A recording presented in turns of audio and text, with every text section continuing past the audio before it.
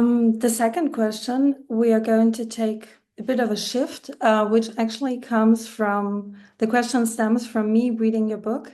And you do have in your book you speak about the knee positioning in a squat. And there you bring the two examples of a squat done by an Olympic lifter and done by a power lifter. And due to my lack of knowledge, I was kind of confused about the different knee positions that, and kind Mhm, of like what the knee positions entail for the squat. mhm. Okay, so why is this so important? Because we humans we need role models. We're imitating, not intimidating, but imitating other human beings. That means, how do you teach a toddler to shake somebody's hand?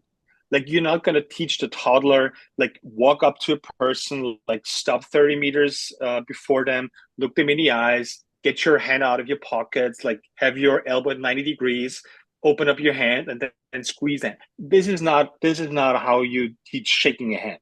Like, kid sees dad or mom walking up to somebody and shaking the hand, and then it's just going to imitate it and be like, okay, this is how you shake your hand, and I'm going to do the exact same thing as mom did when she said hi to whatever grandpa. Yeah. Right? Cool. This is the same concept that happens now in squatting, because we watch videos of either Olympic weightlifters or whatever CrossFitters, whoever is squatting, and we're trying to imitate this. But the base of the squat is something different. And let me explain. And I use the example of Olympic weightlifter versus a powerlifting squat because it's so different.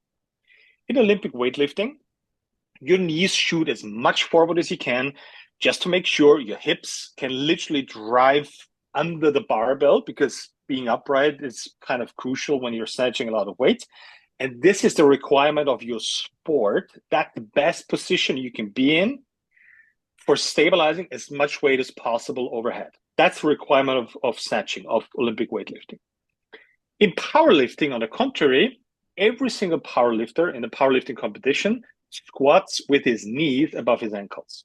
There's zero chance of squatting 300, 350 kilos while your knees shooting forward.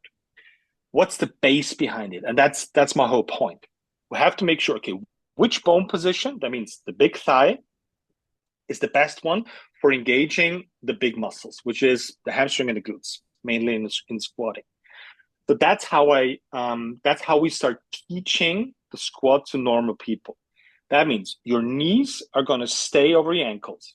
The end of your big thigh bone is your knee, by the way. Um, and the knee stays over your knees for as long as possible while doing, for example, box squats, to make sure your hamstrings and your glutes can actually start working. I'm not saying that just by shooting your knees forward, your hamstring and your glutes can't work anymore. That's not what I'm saying. But we have to start teaching the hamstring and glute principle as picture perfect as possible. And then you can do your sport, whether that's a powerlifting, squatting, powerlifting, Olympic weightlifting, or running, or playing tennis, because there you're going to be in suboptimal positions, which is normal for doing a sport. But you can't do that in your training. You have to train, I would say, picture perfect in a sense of obeying to the rules. And then you can slightly adapt the rules for your sport. If you do the other way around, guess what? Your knee is going to take the beating, your hip's going to take the beating. But we have to train principles in training, which is max hamstring engagement, max glute engagement. And then you can do whatever you want with your hamstrings and glutes with it.